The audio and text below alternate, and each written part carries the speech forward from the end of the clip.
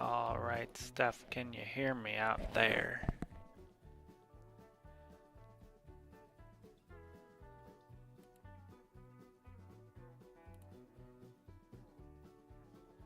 And did the music go away?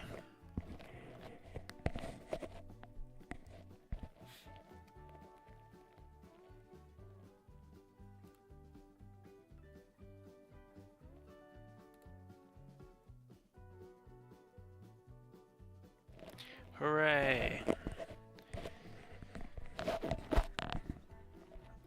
Ah, haha, you can see me now. Alright. No music. Okay, let's see. How about now?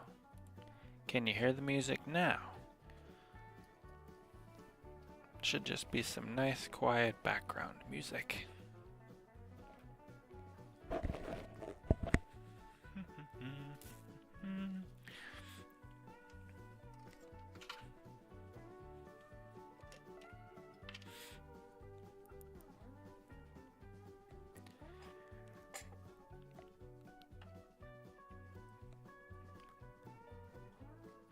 Alright, so you can hear me and you can hear the background music. Is that what you're telling me? And the sound is pretty good on both of them. It's not too loud. I'm not too loud. Music's not too bluegrass. Yeah, something like that.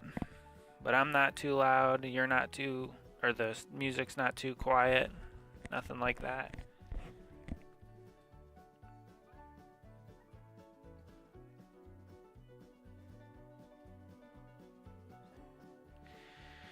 All right. Nope, it's good. All right, cool. Well, thanks for joining.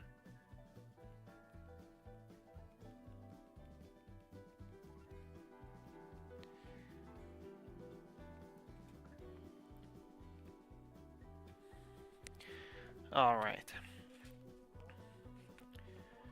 Do you like the setup?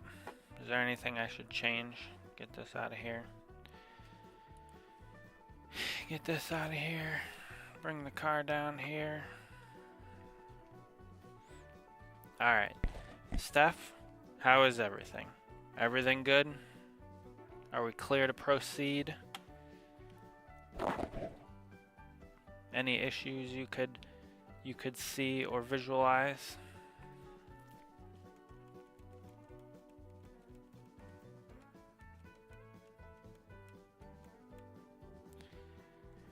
Alrighty then.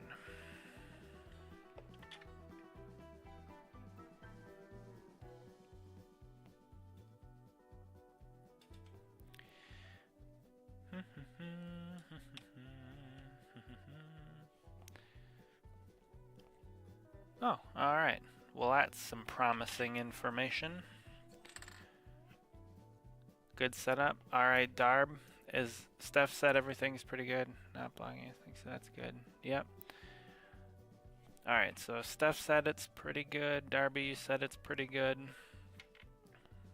So any issues? No issues from either of you two. Sounds good. Looks good. Then it must be okay.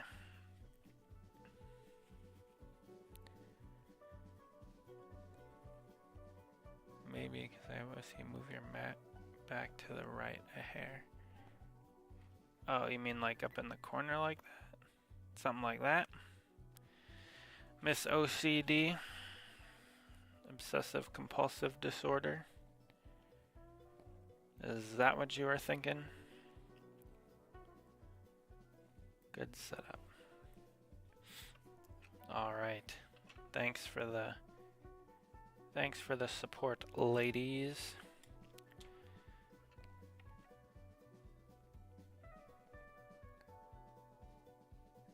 It is kind of weird because I don't hear the music,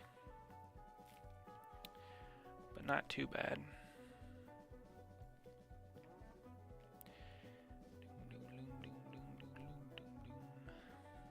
Nice work.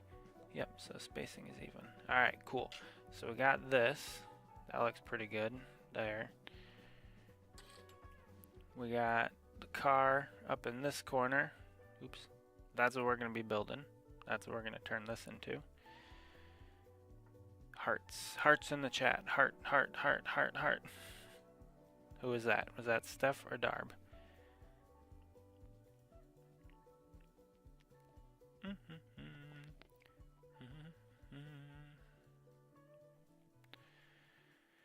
Three views? How do I have 3 views but 2 concurrent viewers? That doesn't really make a whole lot of sense. I'll wait for some... If anybody else is gonna roll in, we'll see.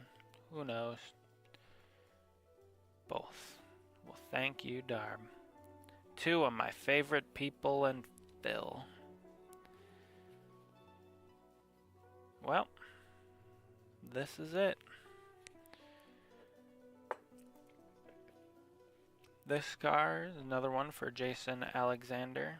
ARCA, well, I don't really want to explain it a bunch of times, but anyway, this car is for Jason Alexander. It's an ARCA driver. Same driver that I made the truck for last stream. Ooh, there's a little bit of a lag. There's a little bit of a lag in the video.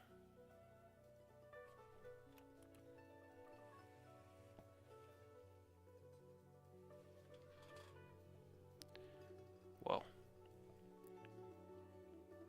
Guy in Shrek. This is it.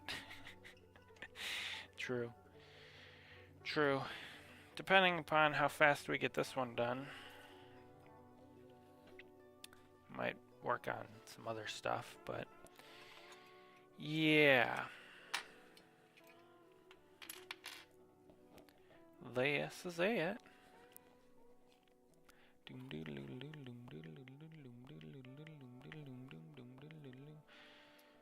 So this decal is going to get cut a little bit.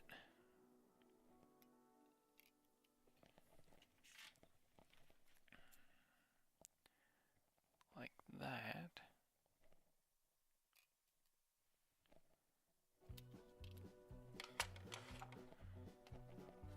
And then that is going to go like that. Yep, pretty much.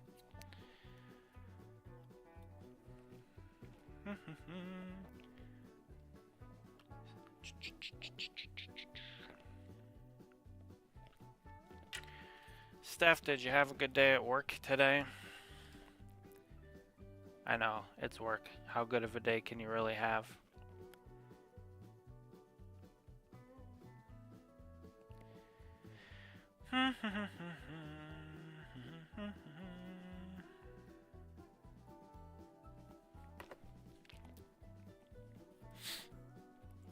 So undoubtedly this opposite side will have similar.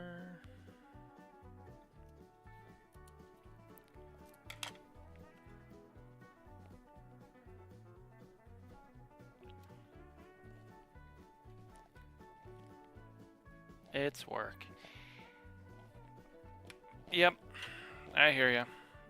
Work is not fun. I'll tell you in oh, no comment. Okay, maybe this weekend. I am talking, Darb. What do you want me to say?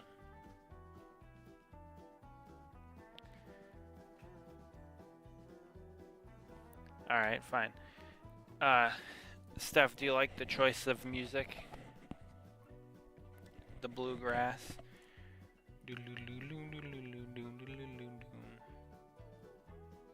Uh-oh. What are you doing? Are you coming to put her face in? Alright, Steph, watch this.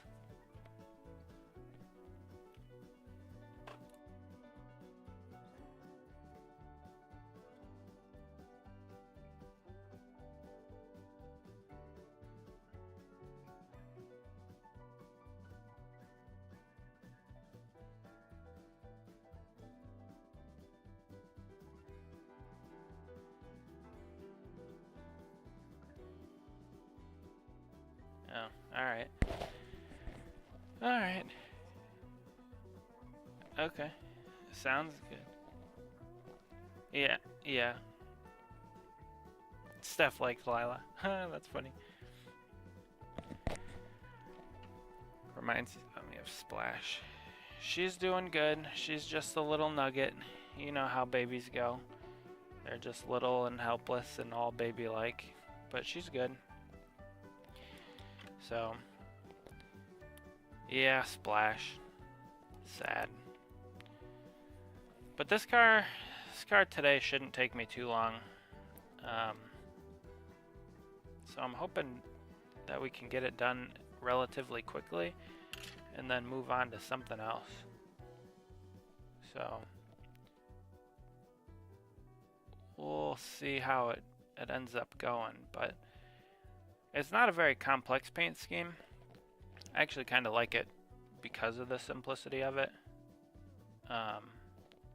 But yeah, she's doing good. She's just a baby. She was born a baby, and then she met me. Shout out to Kicking and Screaming. A funny, funny movie. Soccer movie, for all you people out there that don't know. But anyway, not really a whole lot to talk about right now. Just working on some decals. Steph, did you watch the race? I would assume that you did not watch the race over the weekend.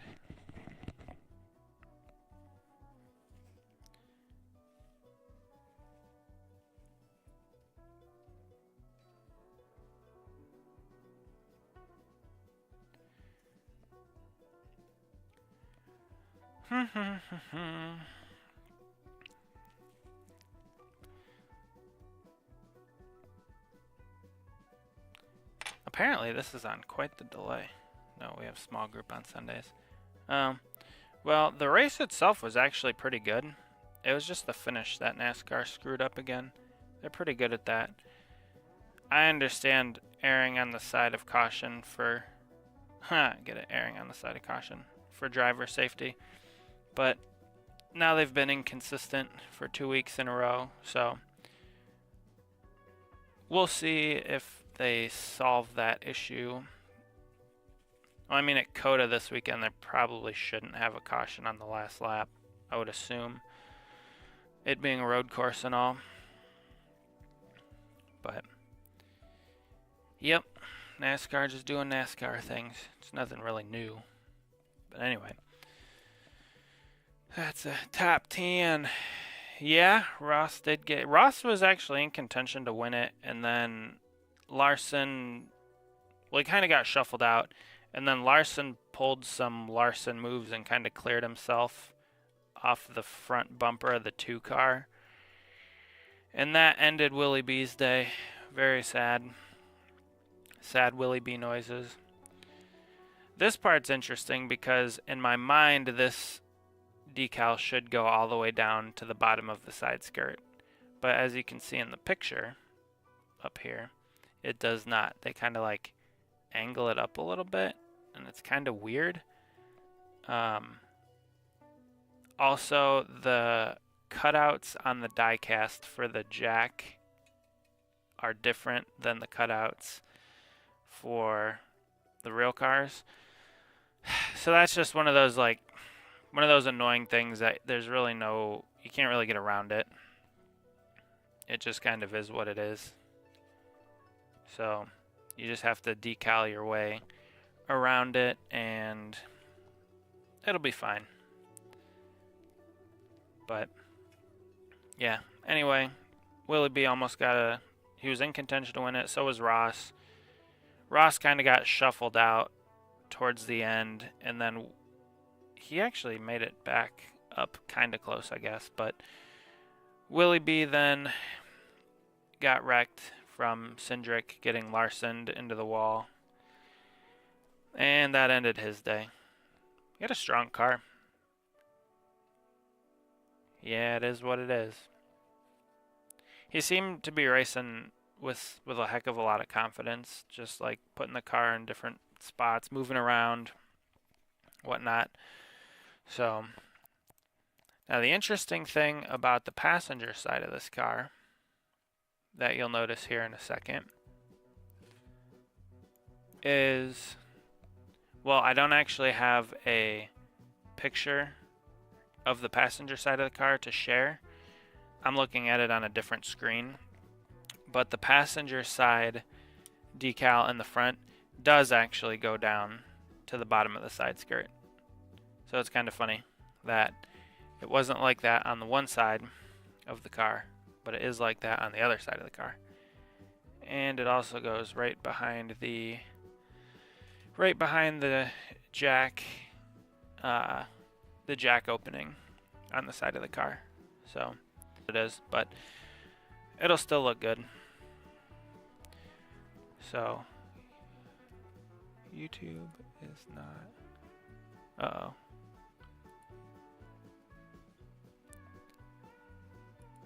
Something's wrong with the stream. That's not good. I've never gotten an error message before. What's up with that? YouTube is not receiving enough video to maintain a smooth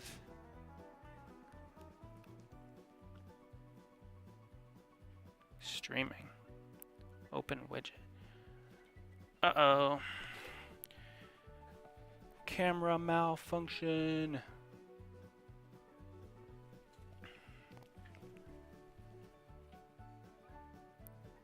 Well, that's interesting.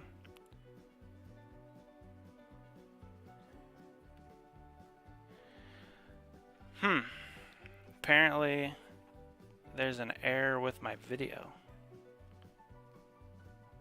What's up with that?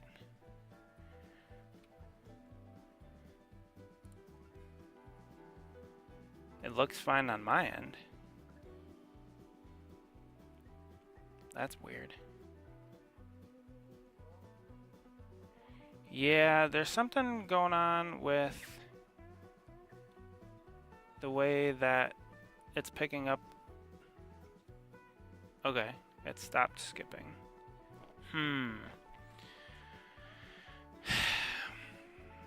Alright, so is the stream back to normal? I think it should be back to normal. That was weird. I didn't change any settings. It must have just been my internet being weird. Can you guys... I guess I have excellent connection now. Is that better? Hi. Hi, Emily. Alright, is the stream okay? Because the camera just freaked out and back to normal. Okay. Back to normal. That's really weird because I did nothing different. I changed nothing. It just, like, the internet decided to stop interneting. Alright. Well, hello, everybody.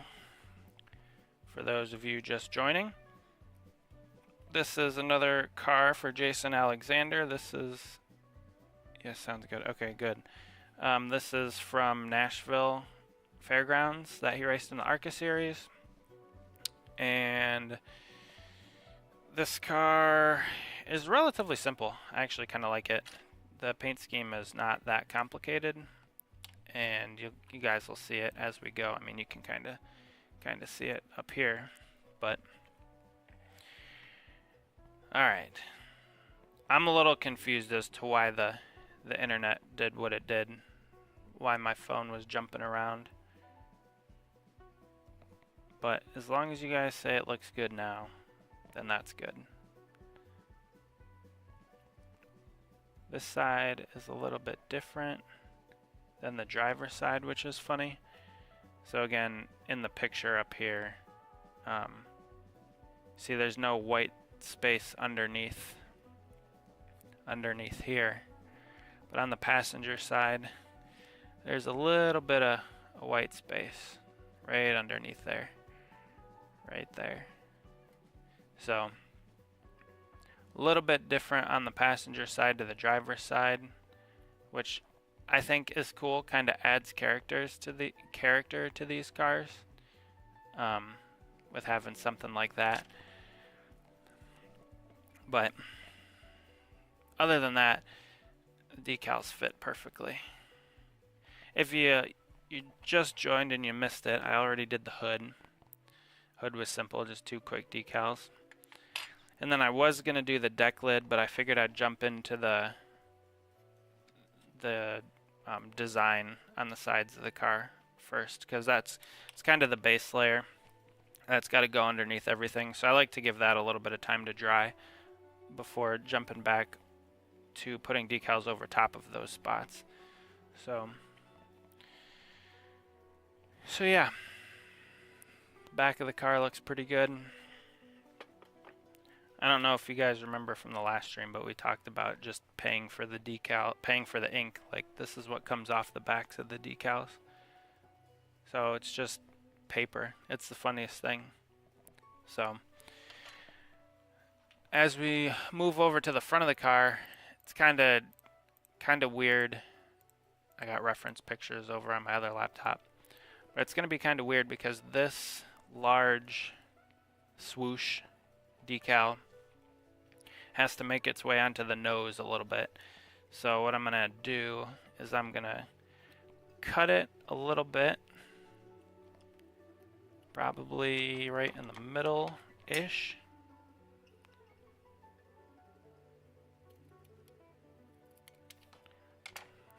And then we'll use this to go down the nose ever so slightly.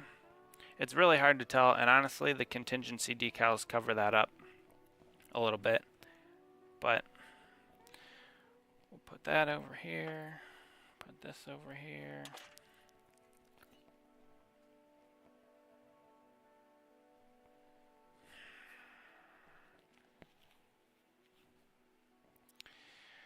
All right.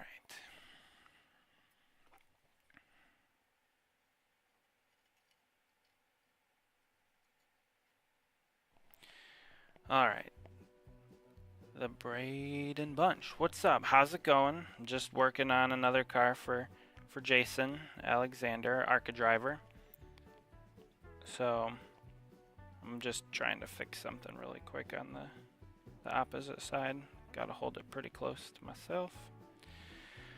But this car, as you can see in the picture, it's a pretty simple paint scheme. Not a whole lot going on with it. Right now we have nothing going on except for the back artwork that's on the body. And hey, Jason. Yeah, I'm glad you did tune in. This is your car. I'm working on it. Really cool to have you here. Not sure if you got my text, but you might have missed it. You've probably been busy lately.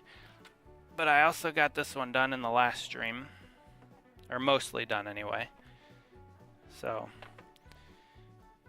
here's your truck from Milwaukee. Turned out pretty good. Now I got to finish it with the clear coat and all that stuff, but I think overall it turned out pretty good.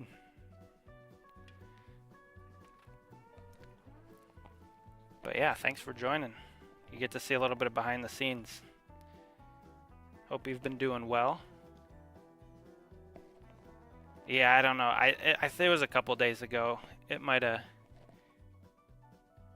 got lost in all of the texts. I know how that goes sometimes.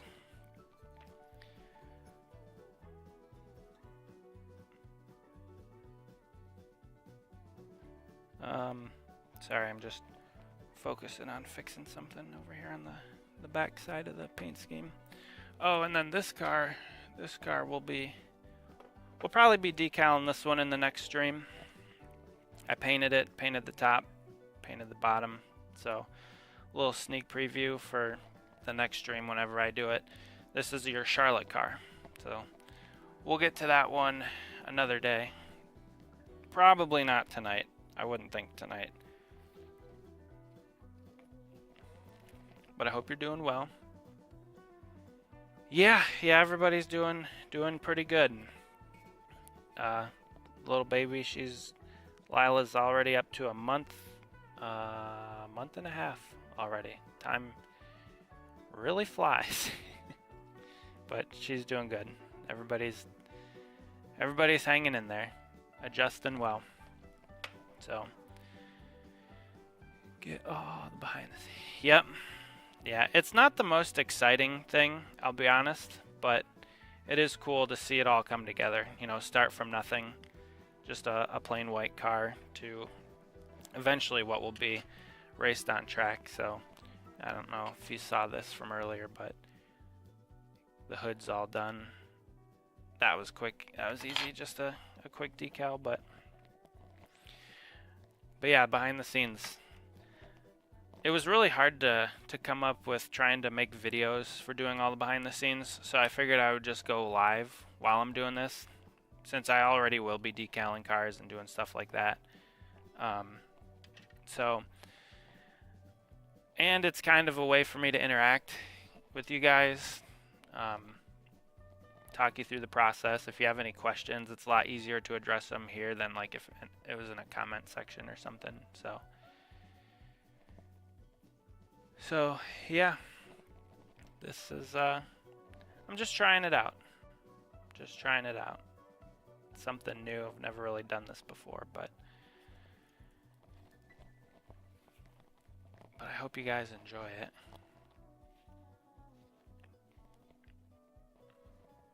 I know, Jason, you said you wanted like multiples of these, so we'll see how you like these first 4 whenever I get them done. Probably in the next couple weeks or so. All 4 of them will be finished up. But we'll see how you like them, and then we can go from there.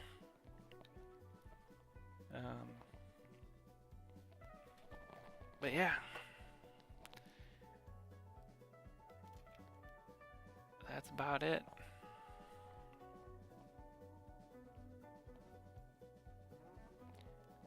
Now, Jason, do you have any races scheduled for this year? I haven't really been. We've been kind of busy lately, obviously, so I've only been following things a little bit.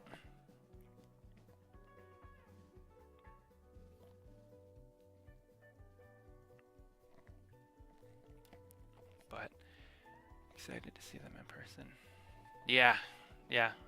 Once the clear coat gets on them, it completely changes the game.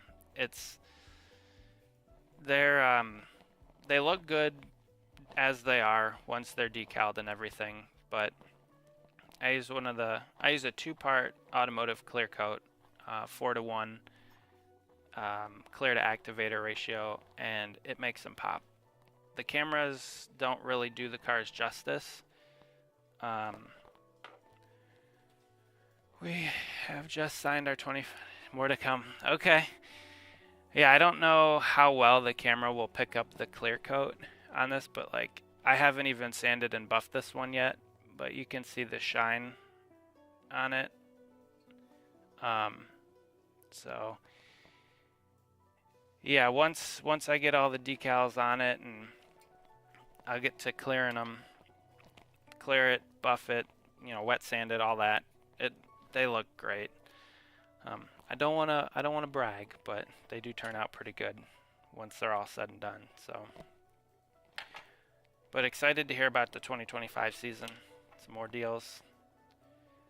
Get some more cool paint schemes out there. I'll be honest, these ones were pretty fun. The 4 that you got me started on.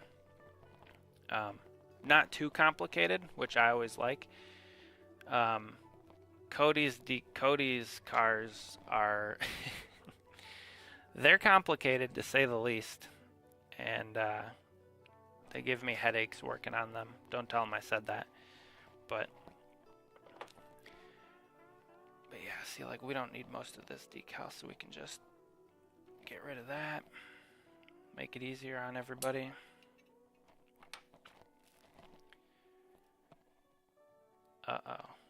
I don't know if the microphone can pick that up, but Lila's she's winding up there. Must be time for her to go to bed. She's funny. You do. I appreciate it. Yeah, send me a text. We got plenty of stuff to work out. I'm here to hopefully make your time in ARCA and trucks if you do more trucks, or Xfinity, whatever you have planned this year. Hope to make that a little bit more exciting and memorable. Because like, it's one thing to have, whatever trophies and memorabilia you keep from your racing career. Now, I've never been a racer. I've just been a fan my whole life. But um, it's totally different when you actually get to hold and see the car that you raced.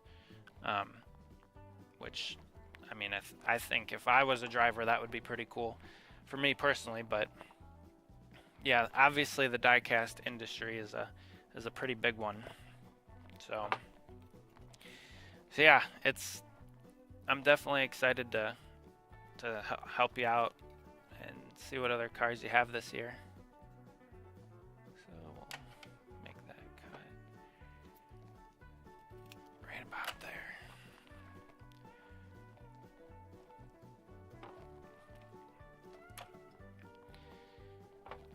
But yeah, so how's everybody doing tonight? I see we have Emily, obviously Jason's in the chat. So we're up to 7 concurrent viewers. That's quite a bit for me, anyway. Just trying this whole streaming thing. I'm going to be decaling these cars anyway, so I might as well bring you guys along the journey with me. So I'm also trying new audio setup. So apparently the audio's good. Got a little bit of background music. Braden Bunch doing pretty well. Good to hear. Takes a lot to put a deal together these days. Yeah, I can imagine. I don't know any of the behind the scenes stuff. I mean, you obviously know way more than I do, but just sounds like just getting deals signed and sponsorship and all that stuff is quite the task. So if I can make it any better, which this is a small thing, but it's cool. I'm glad to help. Because, I'm sure you're familiar with Lionel and the way that they produce diecast, and the minimum order quantity is 500, and it's difficult to get stuff like this made, just due to the nature of, pricing and cost of manufacturing and all that kind of stuff. So I definitely get it. But yeah, I'm excited. The Daytona race for ARCA was pretty crazy. It was pretty wild. I don't think I'd ever want to be in one of those cars going around Daytona. That's the whole reason I went into engineering, actually, was to work in NASCAR, but it never panned out. I'm not too upset about it. I got a automotive field job, so it's in the proximity of NASCAR, of racing, but yeah, it's you guys are a different breed, you drivers. That's for sure. Murph, how's it going? Hey Murph, check this out. Check this out. Your car's done. Well, at least it's got all the clear on it. Yeah, there were a lot of wrecks, a lot of money. Murph, your car's, I just have to put it together now, and Murph is the smart. Yeah, yours will be coming. Yours will be done pretty soon. But yeah, Jason, that was a lot of carnage. A lot of carnage to be involved with. And it was crazy because it looked like multiple of those wrecks were just aero loose conditions. Like Cody's, his car just got aero loose off the corner coming off of 4. Very reminiscent of Dale Jr.'s 2016 Daytona wreck. That was like the first thing I thought of when I saw that. And then I want to say there were like two or three other wrecks in that race that were very similar to that. And even in the truck race at night, I want to say Tony Breidinger got loose just all on her own coming off of 4, like in the same spot at Daytona. So must have been part track, part air conditions, but barbed wire car looks amazing. Thank you. It was designed by Murph Turn, of course. I also have, I don't know if you saw these, but he had me make him 2 164s as well. So those are also these ones are completely done. And actually, Murph, these are the first cars that I've actually tried screwing together. I used to glue the 164s together. So I'm thinking they'll stay together better, because every now and then you'll have problems with the glue sticking, and it just got to be annoying. So I'm thinking we're going to be better with the screws. It just takes an extra step from me, which is not a problem. Coming off of 4, it may need a small repave. Yeah, that's kind of what I was thinking too. I want to say the last time they repaved that track was like 2011 or 2010. I think the 2011 Daytona 500 was the first time on the new surface when they had the tandem drafting. That was crazy. What a time in NASCAR.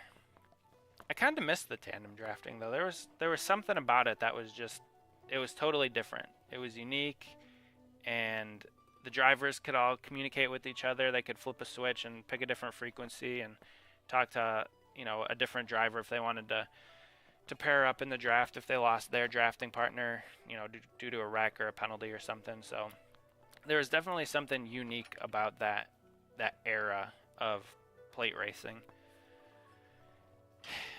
But yeah, Murph, your cars look great. They turned out really good. I just hate that it took so long and we went down so many crazy roads between losing the roof flap to painting it the wrong color.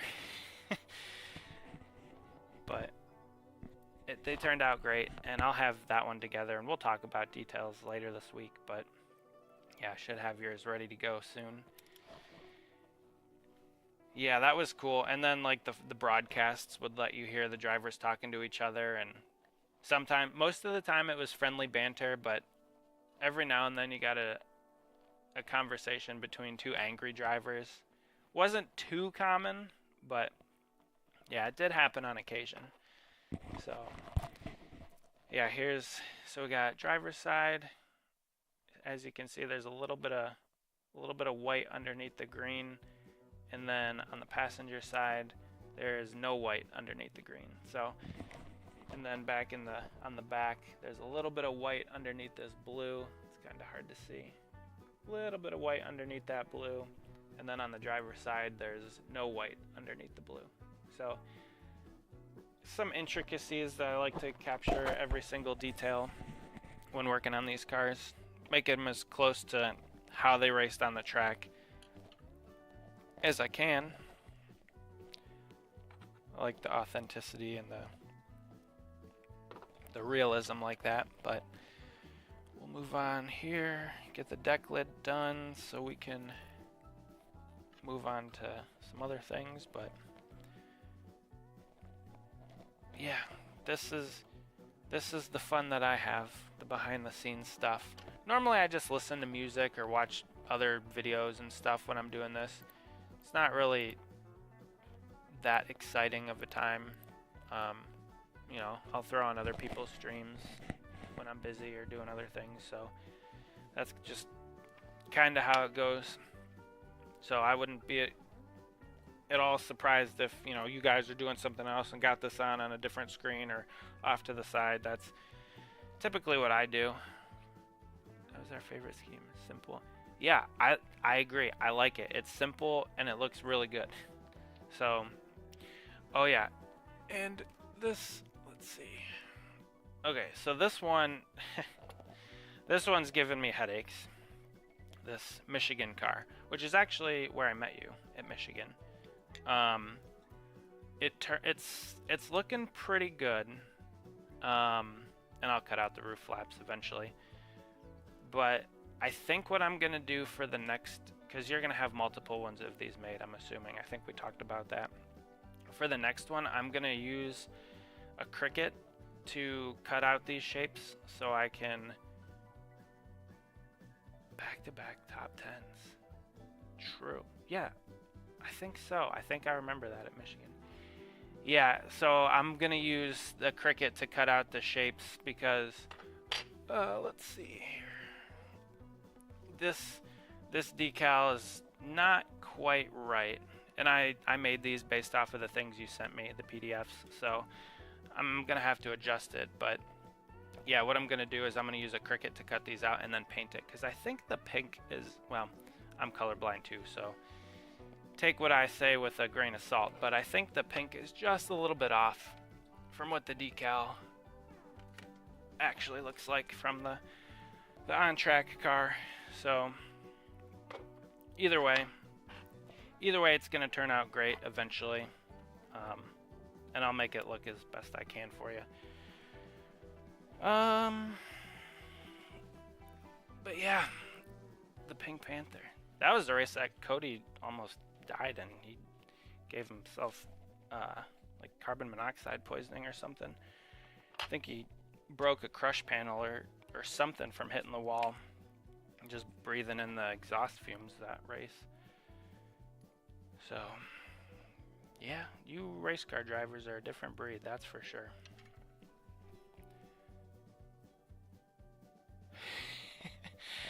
Nightmare. We were designing, printing, and wrapping while loading.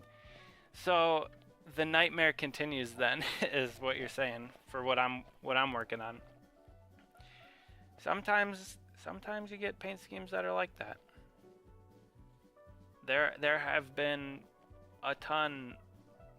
I got second-degree burns on my. Oh, you got injured that race too? Jeez.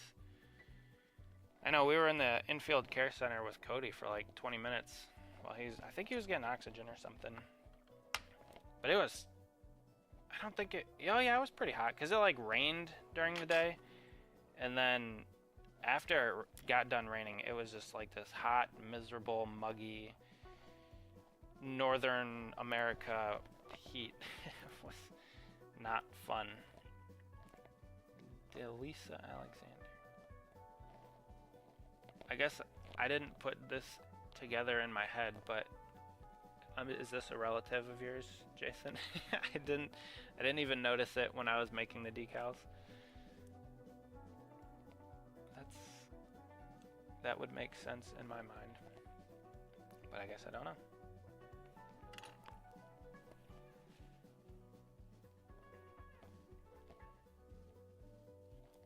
But these decals, they go on really nice. Water slide, absolutely the way to go.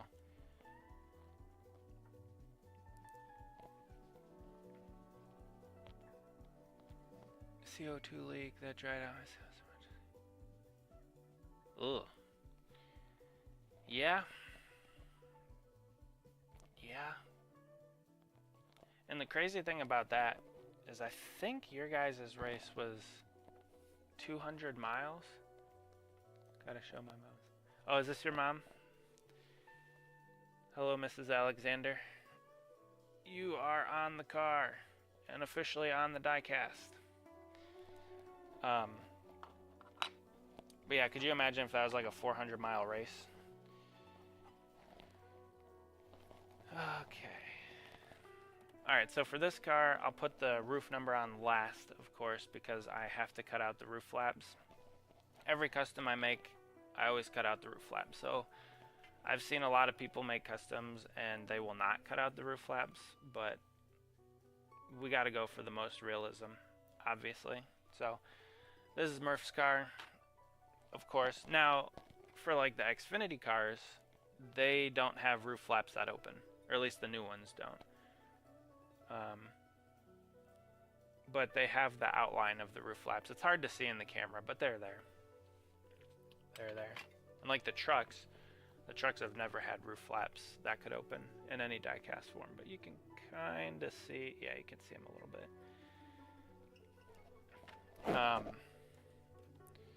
All right, let's do the back TV panel. I like this decal that you guys put on the back of the car. This was funny. Oh, that's gonna be hard to read. Yep, there we go. Focus. If you can read this, you're too close. I thought that was funny. I appreciate things like that.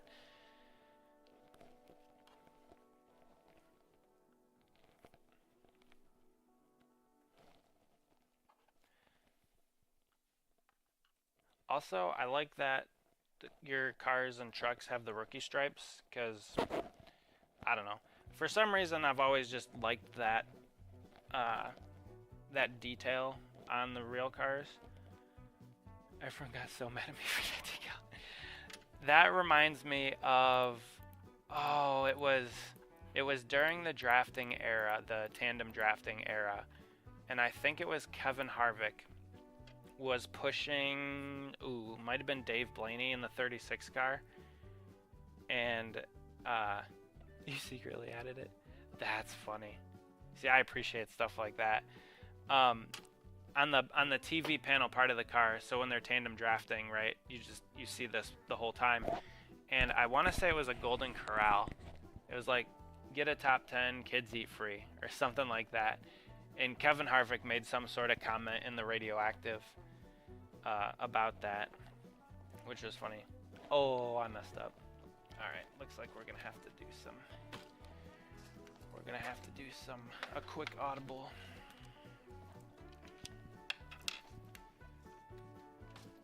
That's funny that you secretly added it though.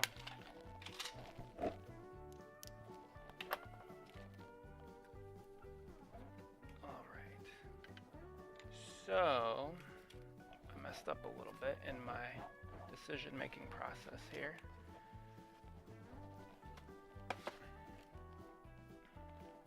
I should not have put these decals on yet because I have to cut out the taillights because the taillights go onto the deck lid a little bit, just the way that the Toyota taillights are designed. So we'll have to make a quick adjustment here.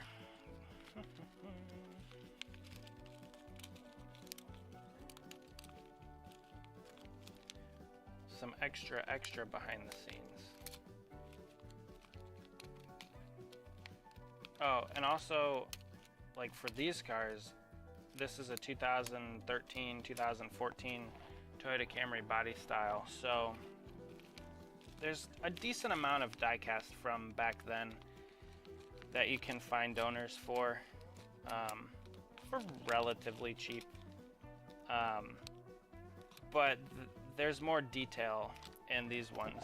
Like if I were to buy an ARCA Toyota body right now, the trunk doesn't open, the roof flaps don't open, so, and like the chassis is all plastic. So it'd basically be like this car, like the Xfinity cars. The trunk doesn't open, the roof flaps don't open, and then the chassis is plastic on it. So I went for the old school, earlier days of diecast from like, I think it was 2014. Yeah, I think this one's 2014. So, extra detail. You love to see it. I'm all about the detail. Plus, it's more realistic. I mean, the car that you ran on track, obviously the trunk could open. Obviously the roof flaps open. So, yeah, we're all about detail here.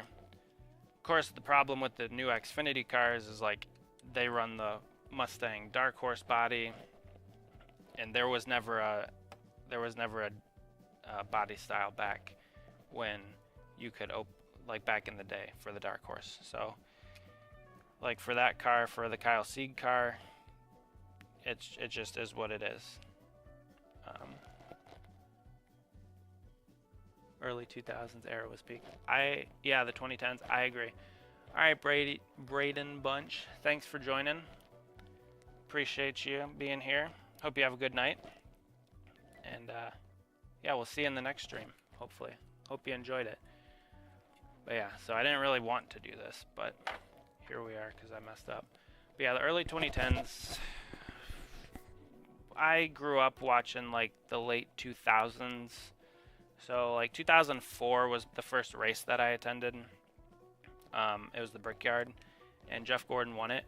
So that was an all-time favorite for me. I was already a Jeff Gordon fan as a kid. I mean, I was 8 then, but seeing Gordon win in person for my very first race was just like put me over the moon, and from there on I was hooked. So my memory is kind of fuzzy from like 2004 to about 2007, but that's more or less when I really started getting into it. And we started going to more races then, about the 2007, 8, 9 era. Michigan was always our home track. We would go there twice a year, and then towards the end of Gordon's career, we started branching out, going to other tracks. Been to Indianapolis, Daytona, Talladega, Kentucky, when they raced at Kentucky. Where else have I been? Been to Martinsville, but that wasn't until a couple years ago. Mid-Ohio, but that's the Cup Series, never raced at Mid-Ohio. Oh yeah, Charlotte, Darlington. I'm trying to think. I don't know if there are any other races. I think that was all of them. But yeah, my dad and I, we went to a lot of races back in the day. It's definitely tamed out a lot the past couple of years. When Jeff Gordon retired in 2015, I don't think we went to anything in like 2016 or 17. Favorite weekend? Michigan. Cool. I'm glad to hear that Michigan's your favorite, because I will be there this year. I'm gonna try and make it up for the ARCA race. So we live about 2.5 hours from the track, roughly. And I think you guys last year raced on, was it Friday? It might have been Friday. I think it was Friday, because after the race, I went to pick my buddy up from the airport. Yeah, that's right. And then on Saturday, we went to Cedar Point. I don't know if you've ever been to Cedar Point, or like roller coasters or theme parks or anything like that, but Cedar Point's great if you've never been. And then we came back Sunday for the Cup race. So I could hand deliver these to you in June, or if you want them earlier, I could always ship them out to you. We could discuss. We could talk about it. But I'm definitely gonna be up at Michigan again this year. So maybe we'll have to get back together. But yeah, my first race at Michigan was 2005, and the parking situation there used to be so bad. I remember as a kid, we used to park way, way away from the track by this big oak tree. I don't think I'll be running the ARCA race, but we'll see what happens. All right, fair enough. We'll see. We'll see. We used to park way, way, way in the back by this big oak tree, and they would shuttle everybody into the track. And I want to say it was 2005. It was either 05 or 06. NASCAR kind of like hit its peak in popularity, just in general. And Michigan at the time, I want to say they had stands from 3 and 4, the whole front stretch, and then into 1 and 2, or in all of 1, and then like part of 2, and then I think the stand stopped where that administrative building is.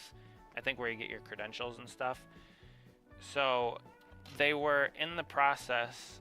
They had like a bunch of extra seats that they were bringing in, that were all on the back stretch, and they were all just sitting there. And my dad asked the guy on the tram, like, what are all those seats they're doing there? And he's like, well, we were going to put them up for the race, but ticket sales weren't what we were expecting this year, so we didn't do anything with them. And then the following year, they were gone. And then following years after that, the amount of seats at Michigan just started to dwindle until what we see now, which is, I think 3 is gone. Turn 3 is gone. I know turn 4 is gone. It's just RV parking lot. And then the exit of 4, really the entrance to pit road, all the way down the front stretch, and then a little bit into turn 1, I want to say. So yeah, they've downsized like a lot of tracks. We used to go to Charlotte, and then they started putting banners up over top of some of the seats, and then years later, then the seats would be gone. So I don't know. It's just been a shame to see NASCAR's popularity decline a little bit. A decent amount, really, if you think about it. But it is what it is. I mean, I definitely don't think the financial situation in 2008 helped. Car culture in the United States has kind of, I don't want to say it's died, but it's definitely dwindled a lot. Like, car culture, the whole win on Sunday, sell on Monday thing's gone, pretty much. People that work on their own cars, that's pretty much gone too. It's very rare that people will work on their own cars these days. I mean, my dad's a mechanic, so I've learned, and we work on our own stuff, but I mean, it's pretty rare just in the general population for people to work on their own stuff. It still happens, but not nearly as much as it did years ago. Not to mention just the complexity of cars has increased a ton. So you can thank all the engineers for that. I totally get it. Some of the stuff we do it's something. It's something being in the automotive industry. But yeah, one day I hope NASCAR will, I don't know, regain popularity, but right now they seem to be their own worst enemy at times.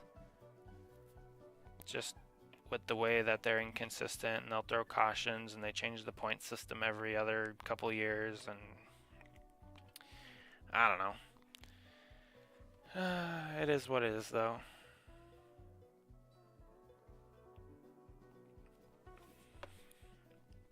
I could complain about the points for like this entire stream if you guys really wanted to. I don't think anybody wants that, though. Alright. Also, like, I love the ARCA cars because they have a bunch of contingency decals. That's not really like a prerequisite for a race car, but it's just really cool to see a race car with a bunch of contingency decals because it also shows a little bit of, I don't know what you would call it, like support for all the pieces and parts and manufacturers of all the elements of the cars. So I wish the Cup Series would bring that back. I don't know. Oh, also, I like the numbers being in the middle of the door on the ARCA cars. Right now, ARCA and Xfinity are my two favorite series to watch. ARCA because I know a few of the drivers like Jason and Cody. But Xfinity, it just seems like the cars, they're the Gen 5 COT bodies, kind of, in chassis, which I think is what I think the ARCA have either Gen 5, I think they have Gen 5 chassis with Gen 6 bodies on the cars. And those seem to race really well. I love the look of the contingency. Yeah, so about the contingencies, I was going to ask if they're all applied singularly by hand, because I was looking at like this car, for instance, versus your, let's see, I have the decals right here. So you have this car, which is your Charlotte car, and you have this car, which is your Michigan car, and then you have the one that I'm working on now, and all of the contingencies are in different spots. So it's kind of funny. It was kind of funny putting them together and designing these sheets because I had to move them around and get them to look exactly like they do. But it is pretty neat, at least from my perspective. But Gen 4 and 5 chassis for ARCA, yeah. Which explains, why the racings, I guess, more entertaining from a fan standpoint. And those cars were pretty safe too. I mean, I know NASCAR's been trying to always get better with their safety. But like when the COT rolled out in '07 and then Michael McDowell destroyed the wall at Texas in '08 and walked away from that, everyone was like, wow, these cars are pretty safe. Granted, you don't want to be taking hits like that, but to see that and to see him walk away from that was pretty incredible. And that was in qualifying. That was just a qualifying wreck. There have been some wild, wild hits. So no side is ever the same. Yeah, I kind of noticed that too. I mean, you guys you do get them pretty close to each other, from car to car and from driver's side to passenger side. So I'll give you that.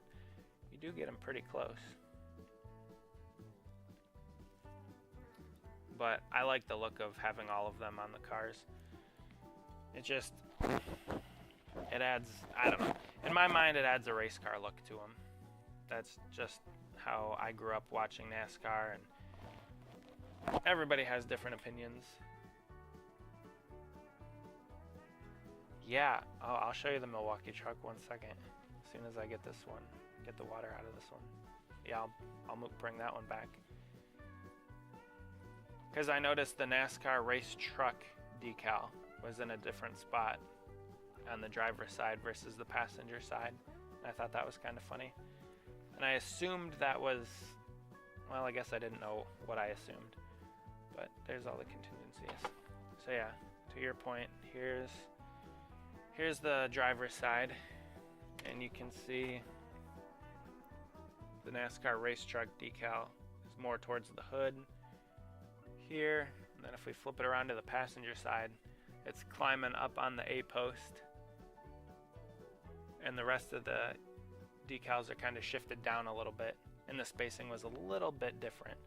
So I'm sure there's an interesting story behind that. But yeah, so that one you can see in front of the SKF, and then that one is above the SKF. So that was a funny one to build and to subsequently put on the car, or well, truck. But I tried something different with this headlight also. So I broke the headlight into two. Well, this is like the grill openings, but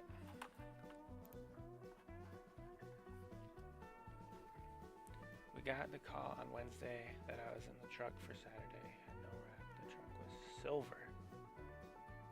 Spare roll of white that we just wrapped. Oh, that is. See, I like all that interesting, that backstory and stuff. I find that very interesting. Because it's honestly, it's a pretty clean truck. We had 0 decals and stickers when we showed up to the track. HU. As we were rolling through tech. Wow, that's, so yeah, that, right on the B post, you have the HD5, ooh, that's hard to see. HD5 decal right there.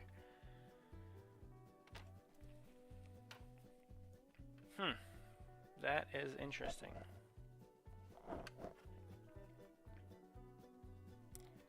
See, that's a cool. The 21 on the front bumper is actually 48 that we cut up.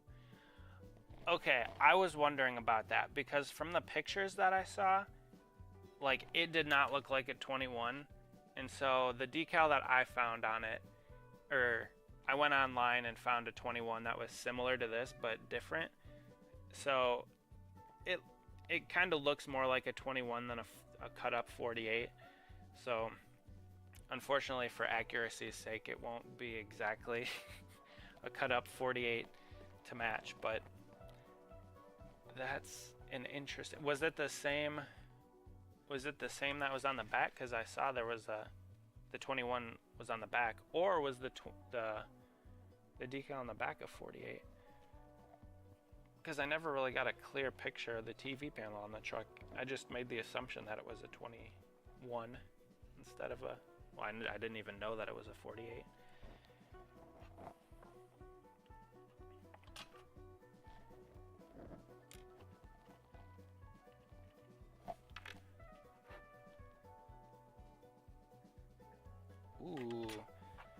See, that's beautiful. I have never done that before, and that is awesome. So normally these Toyota headlights, they're just one piece. But for this one, I cut it into two pieces because it's really hard to see on the die-cast, but the front of the light is one plane, so to speak, and the top of the light is another plane. Carl Long specialty. But having the decal cut like that, we could put the top on the two different planes, and that turned out really nicely, actually. So that's pretty cool. Good to know going forward for any Toyota body decal or die-cast to apply it separately like that. That's nice. That is cool. See? Helping me learn. Alright. Let's keep going on the nose. See, so Emily, here's the thing. At one point in my life, I wanted to be a dentist or an orthodontist. And then I'm like, that's pretty gross, like digging around in people's mouths. And I totally respect the people that do. But personally, that's kind of gross. But also a surgeon. I thought about it for a second, and then I'm like, I'm good. I don't like the inside of the human body. It creeps me out. I didn't even have the name on the rear glass. It still had Mash on it. Josh had enough letters that we could see. That was okay. So I kind of had to just guess on the font for the name on the back glass of the truck, and I got it pretty close, I think. I don't even remember what font I used, but I think it looks pretty close. I don't know. I really enjoyed making this truck, and I was actually able to fit since there were so few decals on a sheet, I was able to fit two of them onto one sheet. So I have another sheet ready to go for your second truck. I just have to buy another donor truck. I'll get to it. But like, as you can see with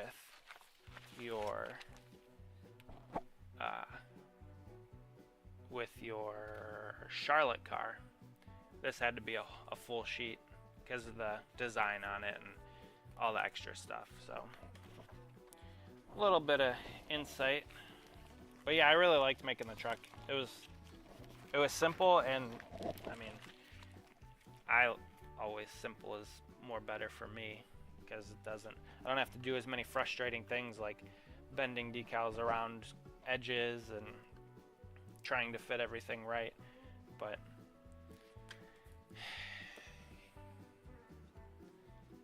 yeah, I've been kicking around the idea lately of maybe considering biomedical engineering, because I've done automotive engineering for like it's probably been 6 years, 7 if you count co-ops and stuff.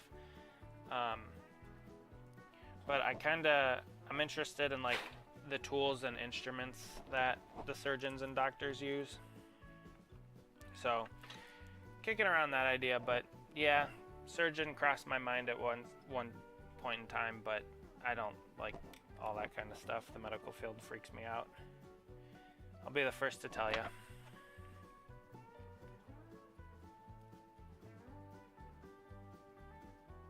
But I try to make things as accurate as I can for the diecast, so.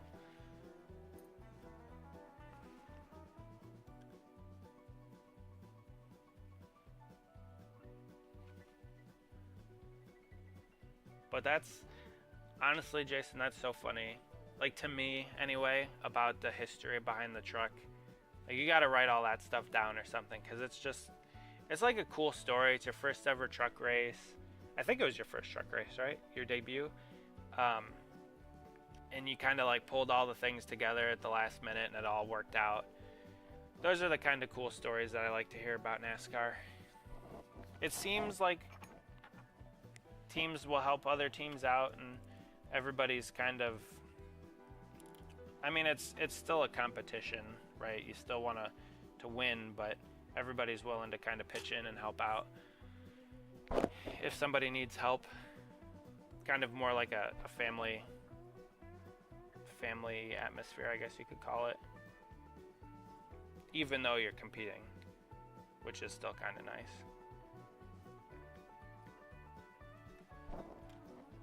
Do you have, I don't know if you're able to disclose this information yet, but do you plan on making any other truck starts this year?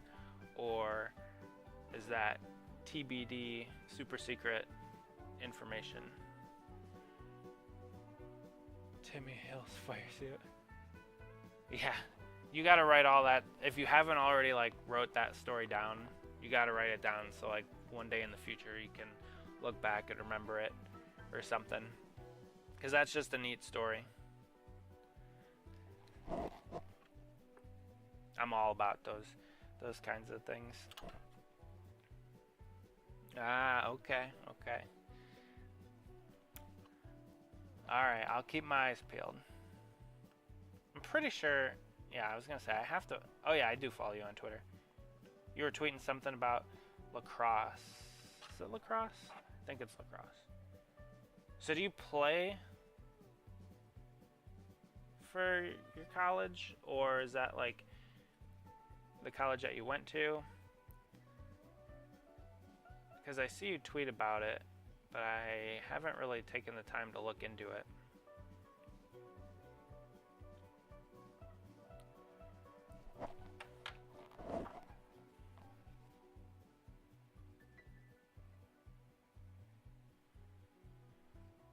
I played soccer up until about 3 years ago, maybe. I kind of miss it. I'll be honest, I miss having that team aspect. I recently got my refereeing license for soccer, and I'm gonna try. Okay, D1, Queens University of Charlotte, small D1 school. Okay, see, I saw the post, but I wasn't entirely sure. So if you, obviously you're playing D1 lacrosse, like, you've been playing lacrosse your whole life, or is that something you just kind of picked up in the past couple years? I had a roommate when I went to school at Akron that he played lacrosse. He was a funny little dude. I think he was into lacrosse more for like the contact aspect of it. He liked hitting people. What's the music you're listening to? That's a good question. It was one I found off of the YouTube. Like, YouTube has an audio library that is non-copywritten. So when my dad and I were figuring out the audio last night with this new setup, we kind of messed around with the different music selections, and I don't know, this was just one that we found, and it's kind of funny. I don't know, I like it.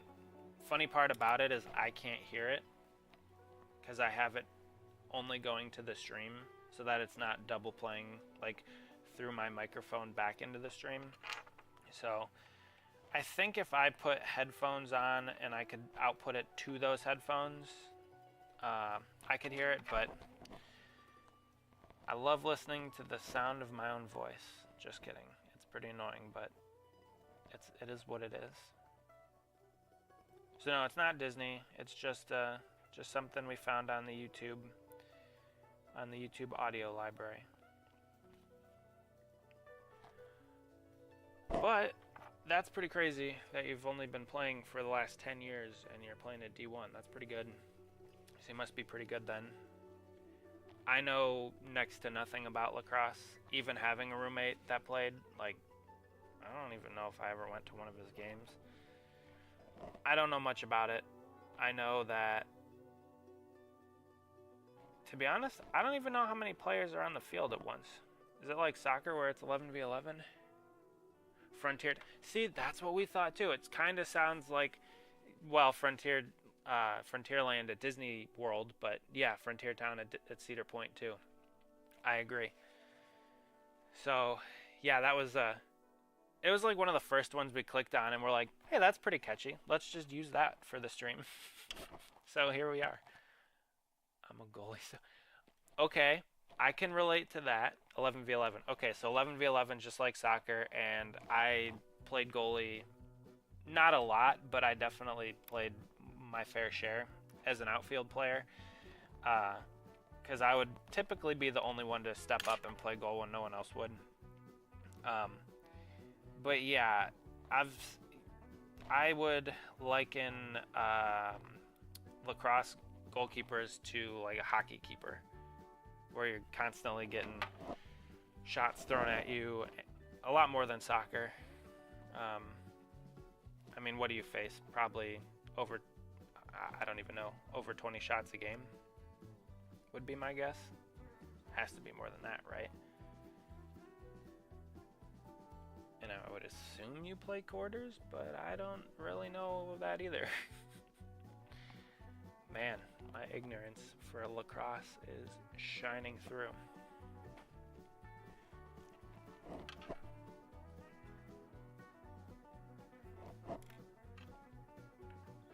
Because typically in soccer, I don't know, it's maybe 10 shots a game, depending upon what level goalie experience helped the football team. Yeah, most shots come around 100 miles per hour, around 40. Yeah, 40 to 60, so 4 quarters, okay. Yeah, that's a lot. That's a heck of a lot. I know you have padding similar to hockey goalkeepers, but that's still a lot of shots to face. I'm not minimizing that. Yeah, Emily, kicking for football was an experience. That's for sure. 40 to 60 shots. And that lacrosse ball is it's hard. So obviously with my roommate being playing, obviously I got to feel and hold the lacrosse ball. It's not light and it's not soft. It's dense. So I do know a little bit about that aspect of it.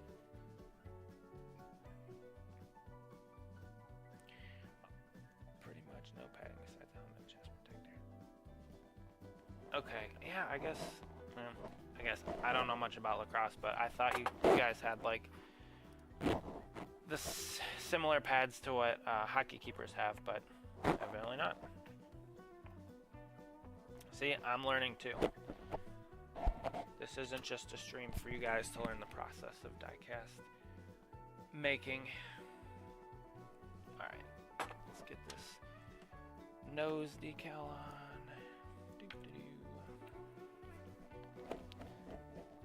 We'll do these General Tire decals.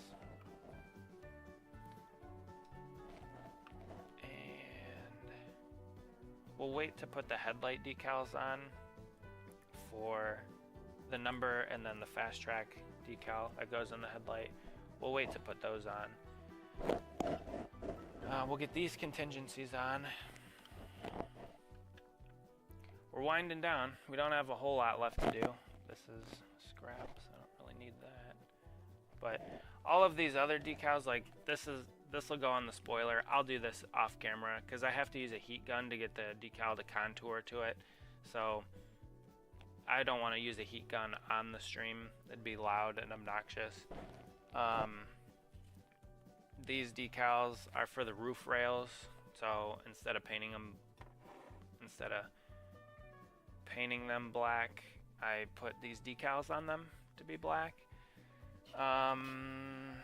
General Tires, I got to put the General Tire decals on the tires. Then we have this is for the back glass of the car. Black and the name, Alexander. Then we have the Menards and General Tire for the spoiler. Menards on the front of the spoiler, General Tire on the back of the spoiler. More General Tires for the tires. We got the windshield banner for the Menards. One thing I do like about the new Menards car, are the yellow windshield banners. I really like that. I like when there's a big contrast, and that's really cool for 2025. And then this front splitter tape that you have on the front of the car. So I'll put all that on after the stream some other day because I got to use a heat gun, and it's just a different process, and I don't know, it's not as exciting. But the first car that I ever worked on was a 164. So this scale, it was a 2011 Taco Bell car. I think it was David Gilliland. Actually, funnily enough, here are some... I've never really known what to do with these cars. So here are some of my first attempts at customs from like way, way back when.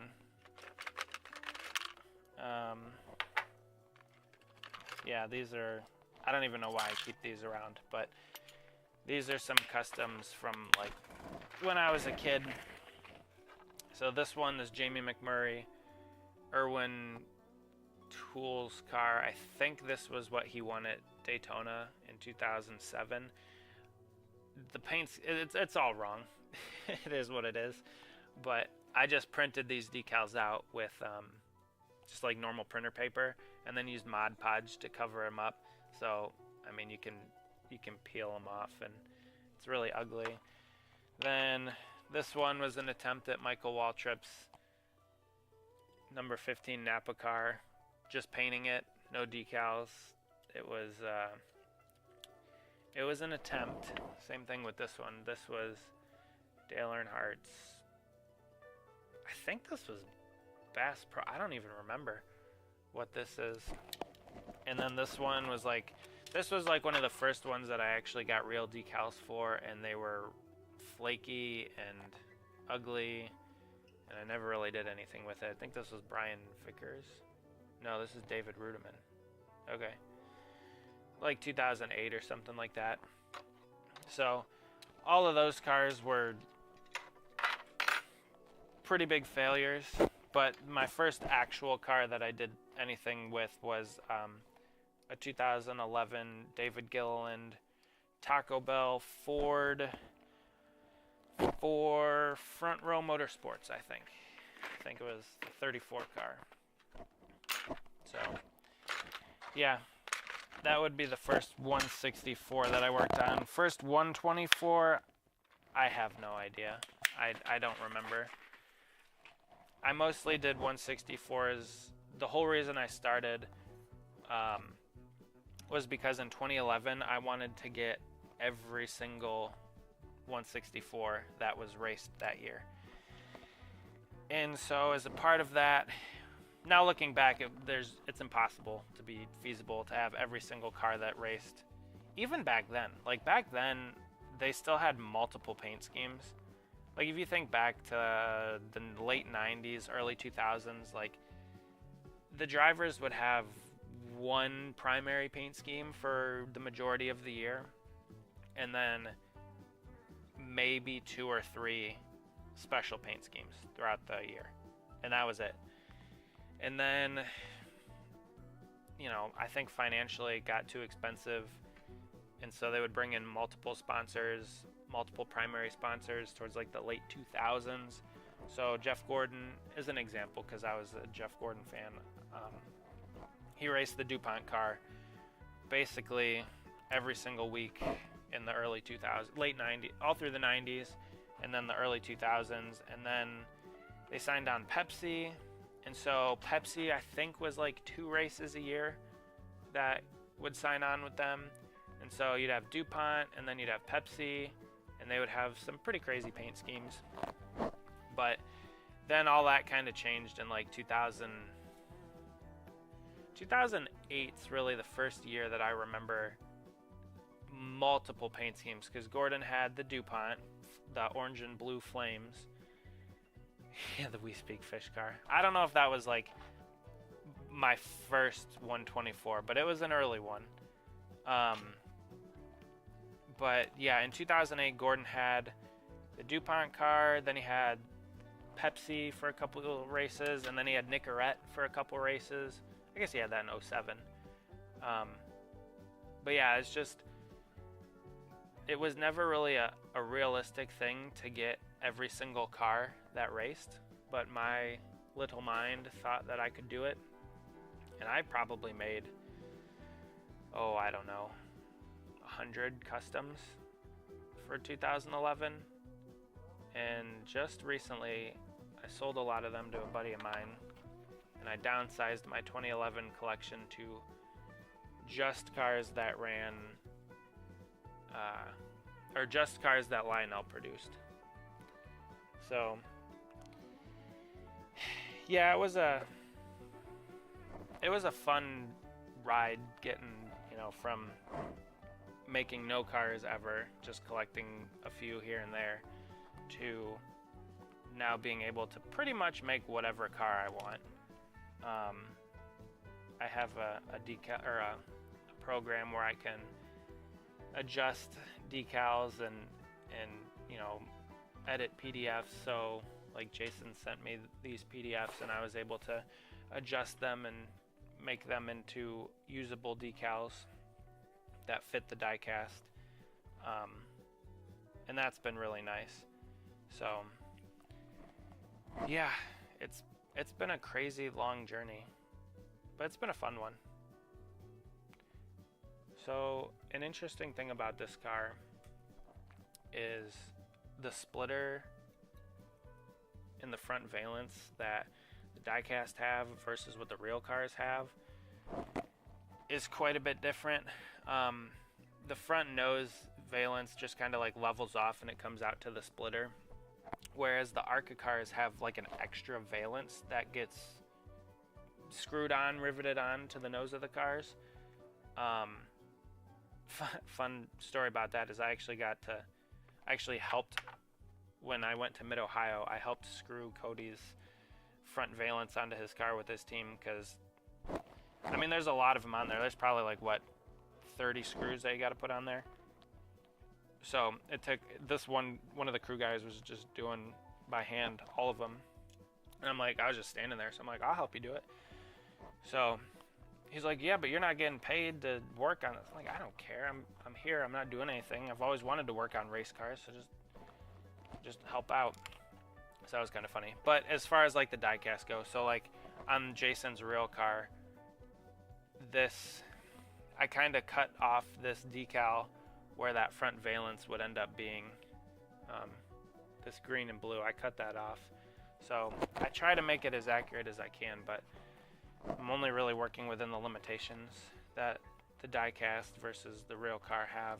And there are some differences, but most of them aren't too glaringly obvious. And I think Jason's gonna like these cars when he gets them.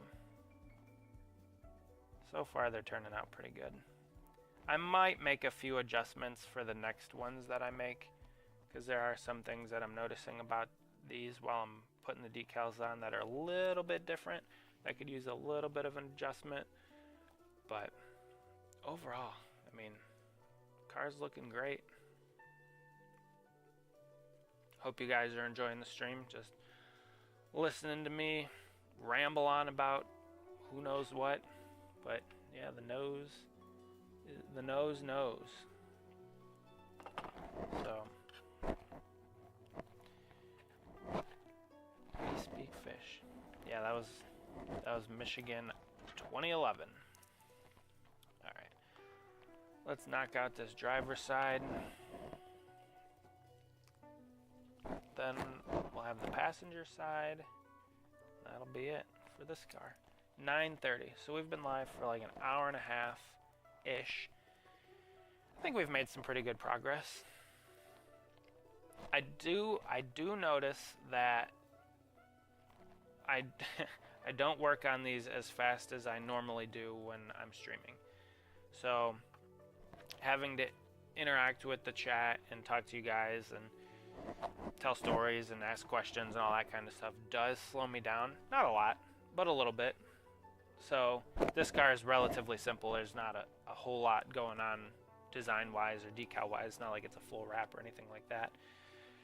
But I do notice that when working on these things, it does slow me down a little bit, but not too much. And like I said before, I'm gonna be down here working on these anyway, so I figured I'd bring you guys all along. All right, Jason. Hey, thanks for joining. I'll keep my eyes peeled for a text about the other cars and about the rest of these ones and getting them shipped to you and everything. But yeah, I hope you have a good night. Thanks for stopping by. Appreciate it, and I hope you have a good night. So that was pretty cool. For all you people in the chat, Jason Alexander, if you didn't know, is the driver of these cars. So this car, this truck that I made him. So that was pretty cool. That was pretty cool having him here. And I don't know if you guys missed the story about the truck, but you could scroll back in the chat and check it out. It was pretty fun. Pretty fun. Pretty neat to hear those stories. It'll be interesting to see what he's got planned for this year. I know he said he couldn't quite disclose what his plans are for this year, but can't wait to see what they are whenever he's able to tell everybody about them. So also, and I said this in the last stream, but this is just a good way for me to video archive what I'm working on too. Because I was gonna do a video and then do a time lapse. Maybe I could like edit these videos down once I get them done, or edit these live streams down once I get the cars done and make a post about them. And then I guess I could link it. I could link the live stream or something if people want to go back and watch like behind the scenes. Maybe that's what I should title this. Behind the scenes. BTS. Wasn't there like a boy band from Disney Channel, like Big Time Rush or something? BTR. Darby probably knows. Emily probably knows. Disney Channel boy bands from the mid-2000s. Steph will probably know too.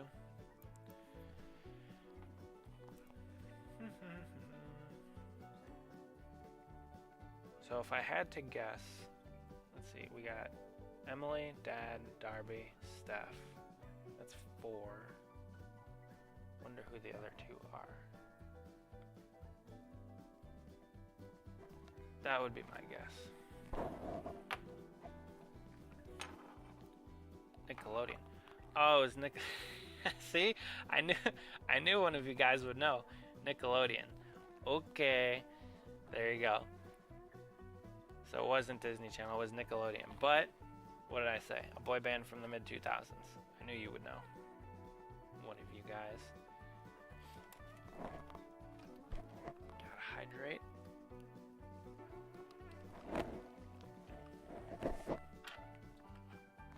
It's interesting just talking to nobody. It's kind of fun, I guess. Oh yeah, Mom's watching. Appreciate the views.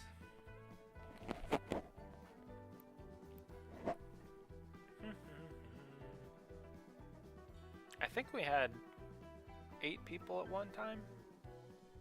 So that's a lot. Oh yeah, see, I gotta edit that.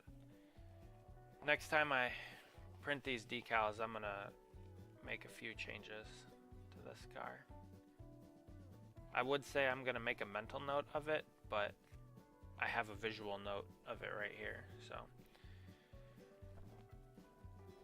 I will not disclose the things I'm going to change, but all things considered, this car does still look pretty good. Alright, I think these rear taillights have dried enough, so I'll take that razor blade and chop those down right there so we can open the trunk. 9. Oh, we had 9 at one point? That's pretty cool. I don't think I'm going to be breaking any streaming records anytime soon. But it is cool to interact with people. Yep, there you go. So see that? We had to cut the tail lights because they also go onto the deck lid a little bit. So then we'll just take a little bit of this decal setting solution, put it back on the decals, soften them up, then squish them down. Make sure it's nice and wrapped around the body lines of the car. Nice. Looks pretty good.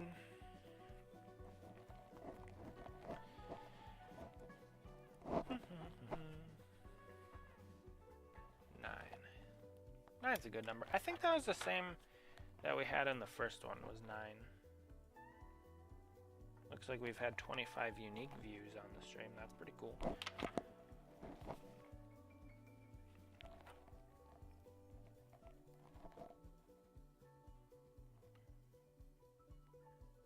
Is everybody having a grand old Tuesday night? You're gonna be decaling. I might as well stream it and see who pops in. Hey, that's what I'm saying. Like Jason, that was cool. That was really cool. I wonder how he even saw it. I don't know. I don't know how he saw it, but I'm glad he did. Maybe somebody told him or something. But that was cool. We got to hear some stories. We got to interact a little bit. That's the driver of this car, so that was a pretty neat thing for him to pop in. More than likely, the next stream will also be his car. I'll probably do that Charlotte one, the blue and white. So, Steph, where the heck have you been? Yes, Jason is the driver of this car. If you go back and look at his name, see the name on the name rail right there? Alexander Jason. That's him. Steph, I don't know where have you been this whole stream, but yes, Jason's the driver of this car and the truck and the other cars that we were talking about. So yeah, it's pretty cool to have him pop in and give us some stories about it. Dancing Bear Golf Company.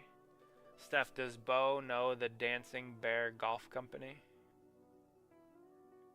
That's what this decal is.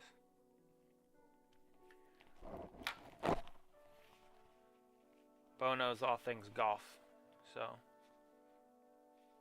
he might know about the Dancing Bear. I don't. Why can't I see? Because Steph's texting me. She doesn't want to chat in the chat like a normal person. She's behind the scenes for some reason. I don't know why, because she's just weird. But BT, maybe BTR. Steph, where the heck have you been? We've already discussed all these things. Are you like, there's no way you're behind. Definitely thumbs up. How far is this stream behind? Or are you guys behind the stream? Gotta get the algorithm going. That's what I'm saying. We gotta be recommending this stream to all the people out there so they can come watch the magic happen. This is where all the fun happens. Everybody just gets to see the finished product. Nobody ever gets to see the behind the scenes. This is the fun part. As my good friend, Mr. Anakin Skywalker once said, this is where the fun begins. For all you prequel fans out there. 20th anniversary of Revenge of the Sith, by the way. 2005. It's hard to believe that it came out 20 years ago already. I remember clear as day. We went to see Madagascar in theaters. And they were playing Madagascar and they were playing Revenge of the Sith in adjacent theaters. And we weren't allowed to go see Revenge of the Sith because it was the first Star Wars to be PG-13. And at the time, I was 9, so, you know, do the math. But I absolutely remember hearing, like, the subwoofers from the other theater just thumping and bumping whenever, you know, the Star Wars theme came on, or, you know, different parts of the movie. And it was interesting because the movie theater that we were at had, like, red carpet walls.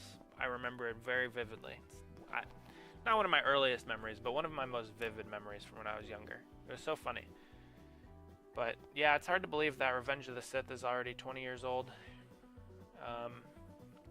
I think they're going to be doing a re-release in theaters, which I absolutely intend on going to see, because I didn't get to see it when I was a kid. But we did go see Phantom Menace for, I think it was the 25th anniversary. I think we saw the Phantom Menace for the 25th anniversary. In my order of Star Wars movies, it goes, of the prequels anyway, it goes Revenge of the Sith being the best, Phantom Menace being the second best, and then Attack of the Clones being the third best. Attack of the Clones is okay. It's not, I don't know, it's not really bad, but when you have Revenge of the Sith and Phantom Menace to compete with, I mean,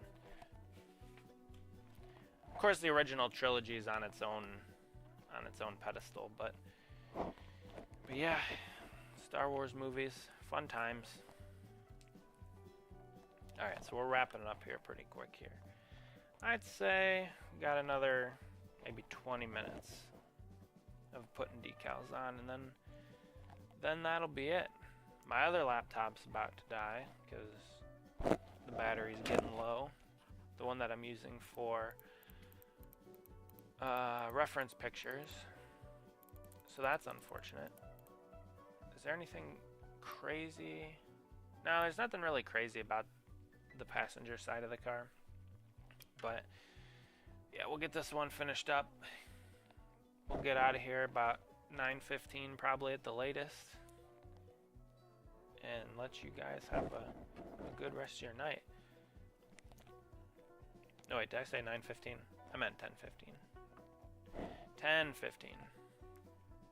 Not too much longer to go. Yeah. Might as well just load up all the decals, put them all in the water.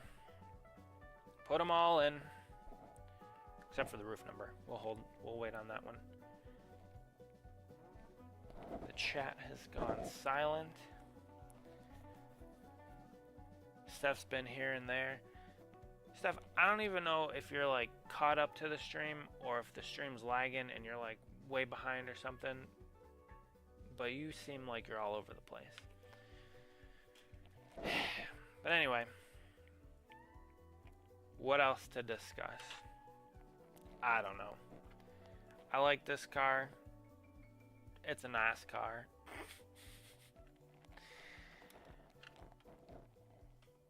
Dumb humor.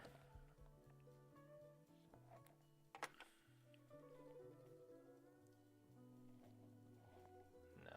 Okay. Should I change the music for the next stream or keep it? What's the consensus among the patrons watching? Should I find a different soundtrack?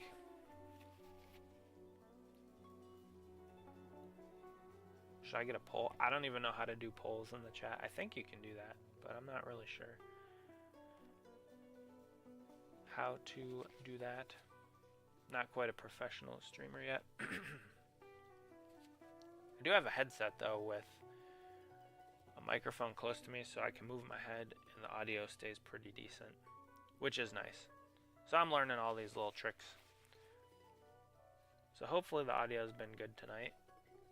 The music hasn't been too loud. My voice hasn't been too annoying. The progress hasn't been too slow. Try something different each stream. No, Steph, I'm getting your texts. Yeah.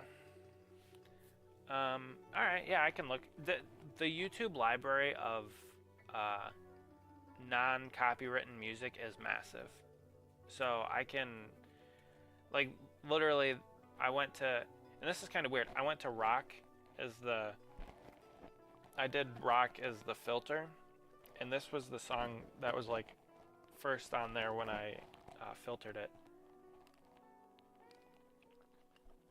So I thought that was really strange, but I liked it, so I rolled with it. But I can find some other music. I still have to put together my video for this week to release on Friday. Agree. All right. Yeah, well, I think Darby's just saying that because she doesn't like this song. This, whatever this is. This Frontierland. I was pretty disappointed in last week's video. It got like 10 views. It was crazy. Like the week before, it did pretty well with the Ghost Elite, but for some reason, nobody liked the Stealth. Or I don't know. Yeah, with Steph, I think you're way behind. But yeah, or maybe like YouTube the algorithm didn't like that video for some reason or something. I'm not really sure.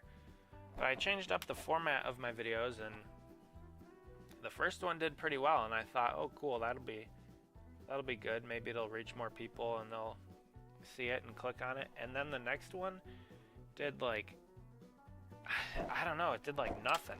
It was the craziest thing. Which is also weird because like I got 140 something subscribers and apparently only 10 people cared to watch it. So, I don't know. The YouTube world's an interesting place. Maybe stream on different days of the week for more viewers. Yeah, I don't really know how to work with all of that yet. I'm just kind of doing it as I find time. Like tonight, I just planned on doing it tonight because I had time. And, you know, here we are. And I try not to stream over top of people. Like I know Murph was streaming earlier today. He was in the chat a little bit earlier. And I don't want to like stream over him. I mean, you're inevitably going to stream over somebody. Like it's just how it is. But Moobs, I don't want to stream over him and his NASCAR stream. So it's just, I don't know. It's, if somebody wants to watch, they're going to watch. I guess that's just how it's going to go. Again, this whole channel is really mainly just for me to document all of my collection, and now a little bit of like what I'm doing for custom cars. And it was really cool that Jason hopped in and was in the chat and talking and stuff. But there's gonna be a new music. See, everybody wants new music. All right, we'll try new music. There's going to be a pretty cool series coming up on the channel for the D'Agostini model. And the first box is currently somewhere in like Indiana, and I've been tracking it for the past few days. So hopefully that first video will go out like next week, I'm thinking. I might drop it on, I don't know, maybe Tuesday or something. But this whole streaming thing, I'm obviously pretty new to it. This whole YouTube world is very foreign to me, but it's fun. I like it. Hope you guys like it. I know there's not a lot of people here, but there's a decent amount. 7. It says 7 right now. So a few new people joined, which is always fun. Hello to the new people. We're almost done with this car. We're just wrapping up.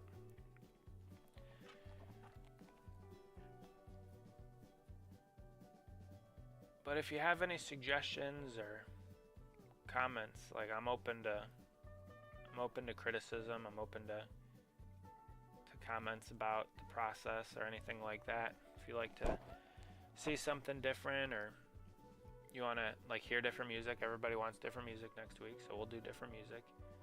Um, you know, I'll make changes.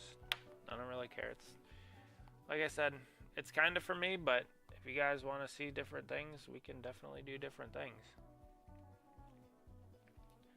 Like the intro to the stream tonight was something new that I figured out. I don't really know how many of you were here. I think Steph and Darby might have been the only ones here when I did the intro, where I just had my logo and the music playing in the background. So next time we'll try a different. Maybe I'll do like a stream starting soon thing with the music, and we'll make some changes.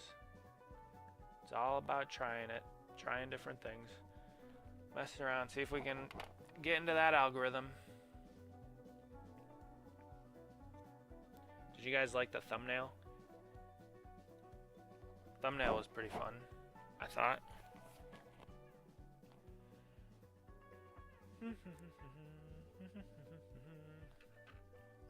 Thumbnails are like the weirdest thing, because that's pretty much how, like, unless you're subscribed to a channel, I guess I'm a different kind of person on YouTube. Like, I will, if I'm subscribed to a channel, I'll pretty much watch every video that channel puts out, but it's very rare that I will like see a thumbnail or see something that I'm not actively looking for and then watch it.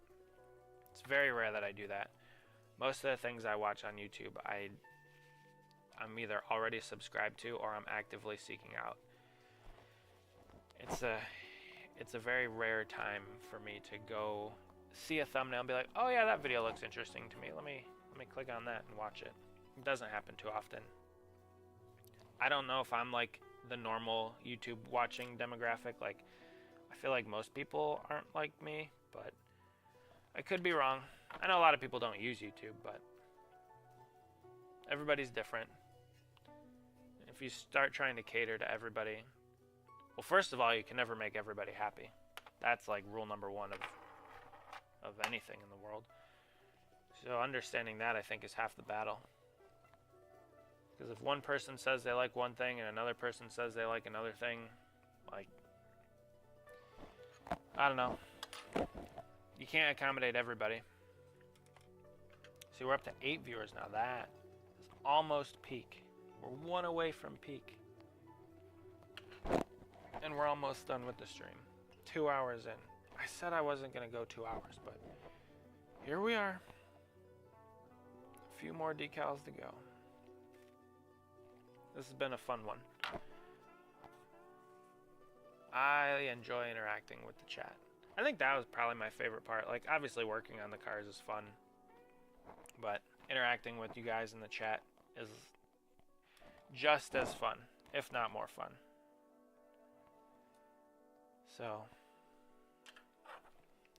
we're almost done. I think Jason's going to like these when he gets these. I know he said he was probably going to give some of them to his sponsors. So we'll see. We'll see what he ends up doing with them.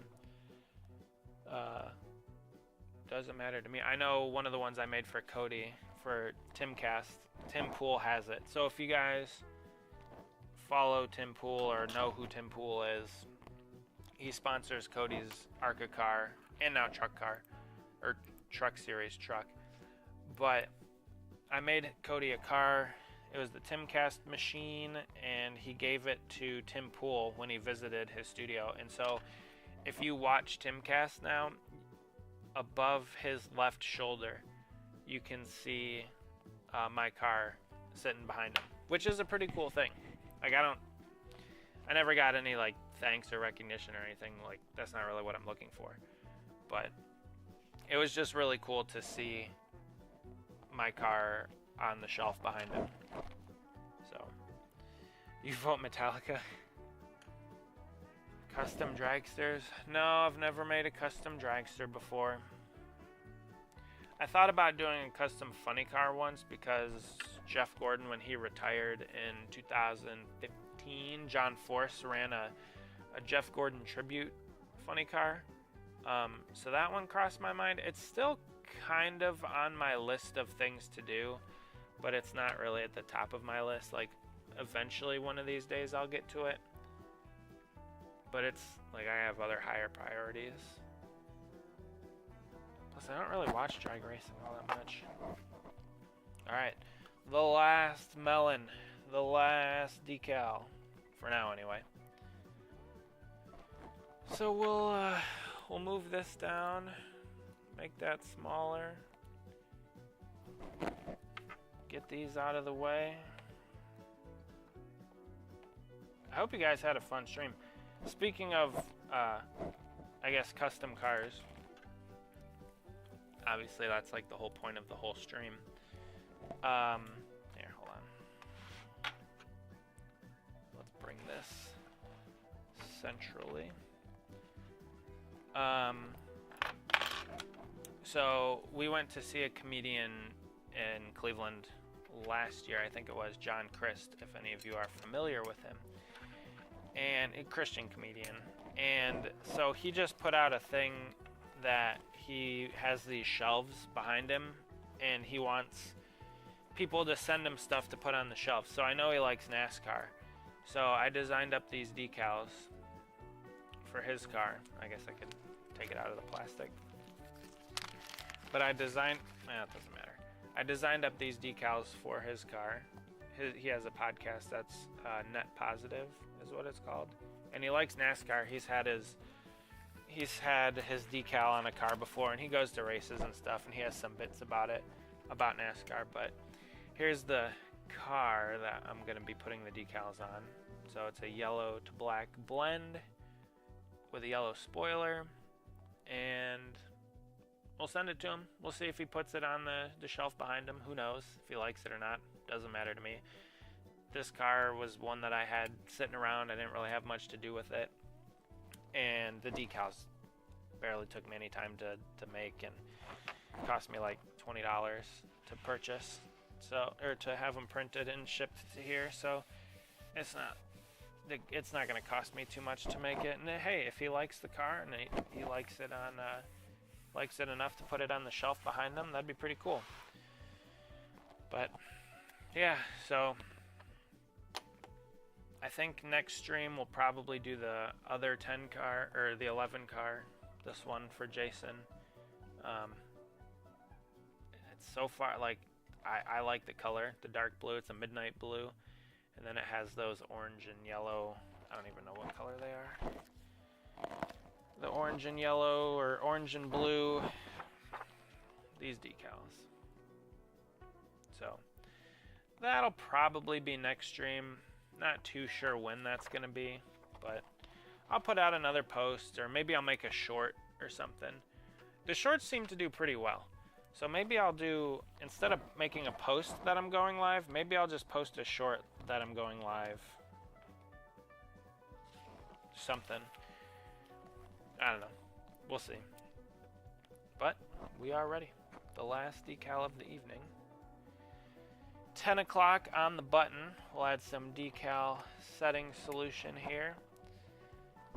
We'll check the reference image one final time to see where the number sits on the roof. Roof or roof, depending upon what part of the country you're from. There we go. That'll be it. So we will, let's see. Maybe it goes a little bit more forward than that.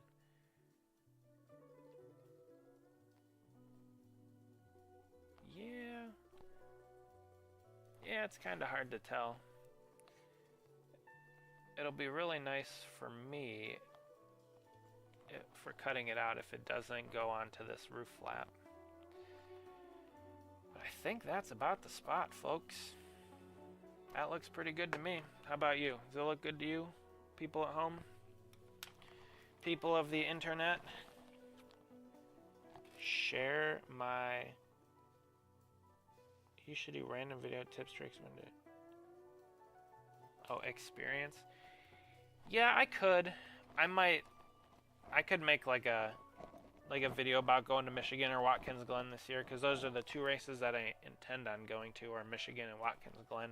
So I could do that, like a day at the track kind of video. Yeah, my experience, what to bring, who to look out for. You know, yeah, that would be kind of fun. Almost like a blogger or something, but or a vlogger, I guess. Yep. How does she look, folks? Number 10, Leo Messi. For all you soccer people out there, Messi. All right, that's it. So, Jason Alexander's number 10. I think you say Selwyn Pub. ARCA car. Looks pretty close to the other one.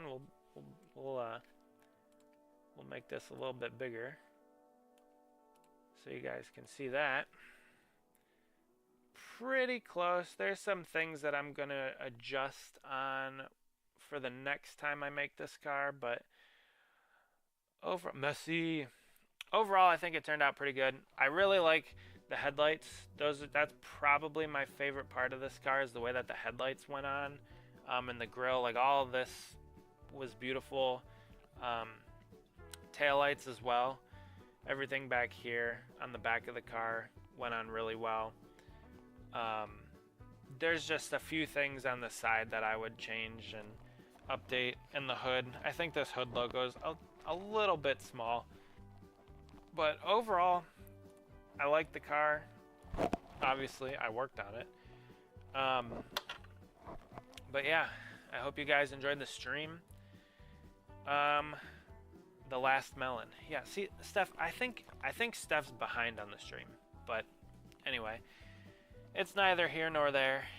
I don't know when the next time I'll be going live is, but I'll probably post a short about it or something to get the word out a little bit more than just having a post. But yeah, I hope you guys enjoyed it. A video will be going out Friday.